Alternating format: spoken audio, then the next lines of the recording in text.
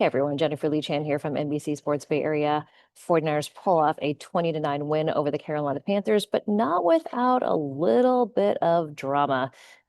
Brock Purdy throws three interceptions, but the 49ers defense holds off the Carolina Panthers. And really, the game plan was to limit Bryce Young to make sure that he wasn't able to throw the ball, close the pocket in on him, and that is exactly what they did. They limited him to keeping his receiving yards very low, and Brock Purdy able to survive from those three interceptions. I think one of the big stories of the day is that we've been talking about how the defense is young, they're inexperienced, and the 49ers offense has more all pros. They have more experience, they have more talent. Maybe they needed to carry the games, and it was not the case on Monday night. Robert Saleh drew up a great game plan. Huge games by Ji'Ayir Brown, who had two interceptions, and Upton Stout, Malik Mustafa. Those guys were flying around the field, and really it is all because Curtis Robinson got them all into the best position. Curtis Robinson, who 13 months ago was told he was going to start in place of Demetrius Flannigan-Fowles. 20 minutes later, special teams, non-contact ACL injury, and he is out for the rest of the season. And then doesn't get the starting job at the beginning of 2025. So for him to go out there and direct traffic and make guys get into the right positions to win, fantastic. And he's a guy that the entire locker room loves. They are excited for him. And I even spoke to Demetrius Flannigan-Fowles, and he said he's so proud of Curtis and excited to see him. Really looking forward to watching the game, which he did. So Curtis Robinson, not a huge game by any means for him. Three tackles, one solo, but the fact that he got everybody where they were supposed to be. I asked him about that moment 13 months ago where he was told that he was going to be the starter, and he got even emotional talking about it now. He's like, it's still hard for me to think about. He said it was the highest of highs and then the lowest of lows, finding out that he had an ACL injury. So, but it really was him, just making sure everybody was in the right spot, less missed assignments this week, good heavy tackling, and just great play from the defense. Robert Saleh was losing his mind on the field, obviously, because he should. On the offensive side, Christian McCaffrey had a day against his old team, 24 carries for 89 yards, and then caught all seven targets for 53 yards. Christian McCaffrey is having an MVP type of year. I mean, I think he's got to be a candidate for comeback player of the year. Brock Purdy also obviously had a little bit shaky of game, but I think the good news is that he came out of the game healthy, and that Kyle Shanahan said that those were the right decisions. Those passes that Brock Purdy made that ended up being interceptions were actually where Kyle Shanahan would want the ball to go. Like, those were good decisions. They just were off a little bit. Two passes were behind, another one was a little high. But outside of that, he thought Brock Purdy did a nice job. George Kittle, 6 catches, 78 yards.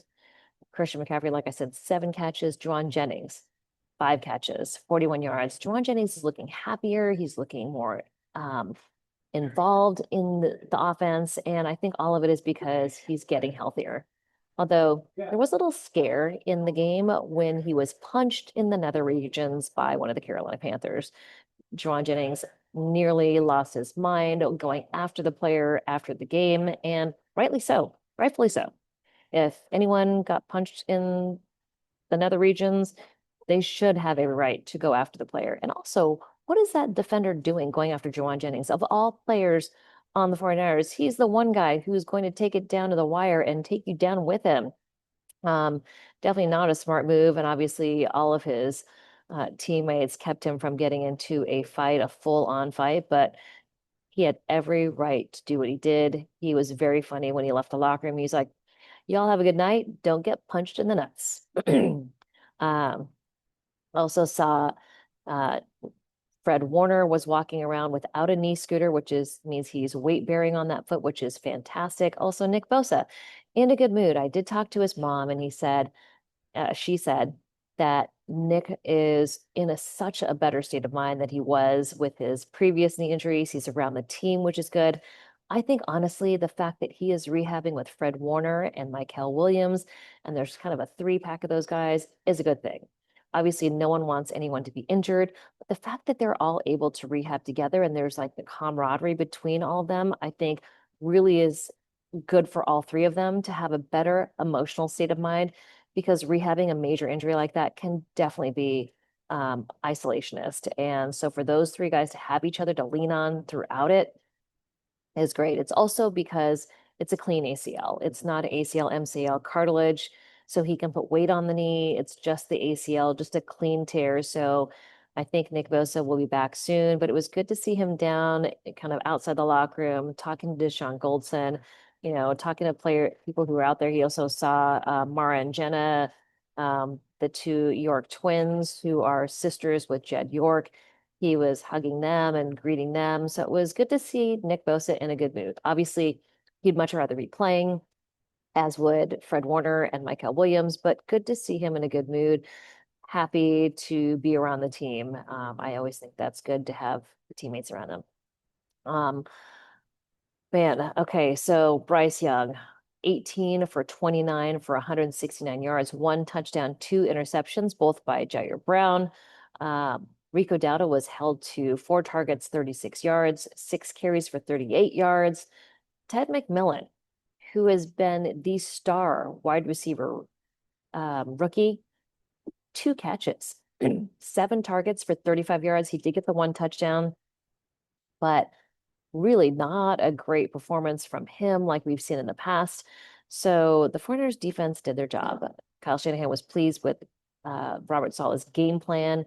And I got to say, when I saw Bryce Young coming out of the tunnel with his offensive lineman, I knew he was 5'10. I knew he was shorter, but he looks so much shorter than the linemen that were towering around him. I understand, right? Robert Saleh wanted to just close the pocket in slowly around him so that he couldn't see.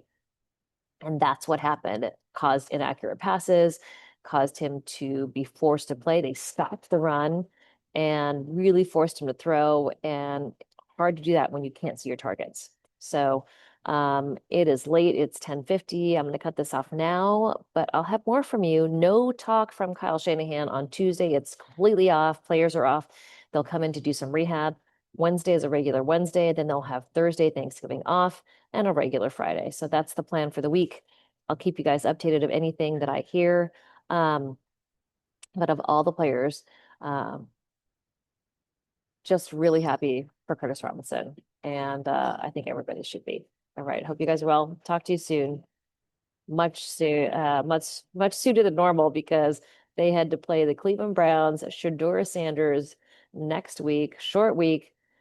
If I don't see you or if you don't watch, happy Thanksgiving, but I'll keep giving you videos throughout the week. Talk to you soon.